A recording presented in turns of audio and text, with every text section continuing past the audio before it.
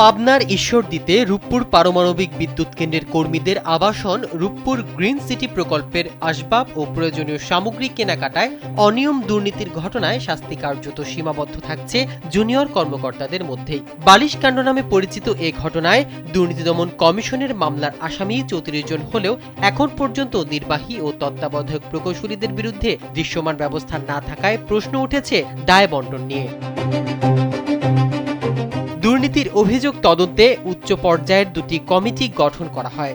তদন্ত প্রতিবেদনে বিজ্ঞান ও প্রযুক্তি মন্ত্রণালয়ের ৪ কর্মকর্তা সহ ৩৪ জনকে দায়ী করা হয়। ২০১৯ সালের ডিসেম্বরে বিভাগীয় তদন্ত কমিটি গঠনের পর বিভিন্ন ধাপে তদন্ত শেষে ১৯ জনের বিরুদ্ধে ব্যবস্থা নেয়ার সুপারিশ করা হয়।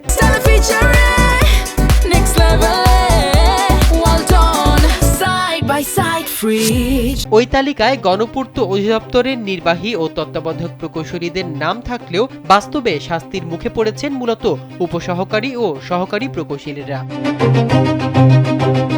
বাংলাদেশ পিডব্লিউডি ডিপ্লোমা প্রকৌশলী সমিতির নেতারা অভিযোগ করেছেন, তুলনামূলক নিচের পদের কর্মকর্তা বলেই সব দায় তাদের উপর চাপানো হচ্ছে। তাদের ভাষ্য, একটি প্রকল্পের প্রাক্কলন, দরপত্র, বিল প্রদান ও অনুমোদনের সর্বসময় ক্ষমতা নির্বাহী ও তত্ত্বাবধায়ক প্রকৌশলীদের হাতে। সহকারী ও উপসহকারী প্রকৌশলীরা ঊর্ধ্বতনদের নির্দেশনা অনুযায়ী কাজ বাস্তবায়ন করেন, অথচ শাস্তির ক্ষেত্রে সিনিয়রদের দায় এড়িয়ে যাওয়া হচ্ছে।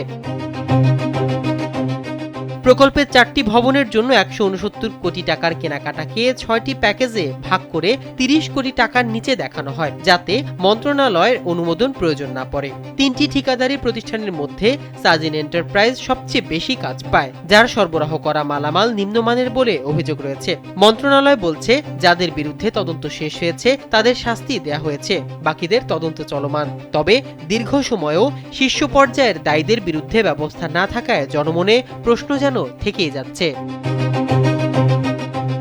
মাহমুদুর রহমান সিয়াম, কালবেলা।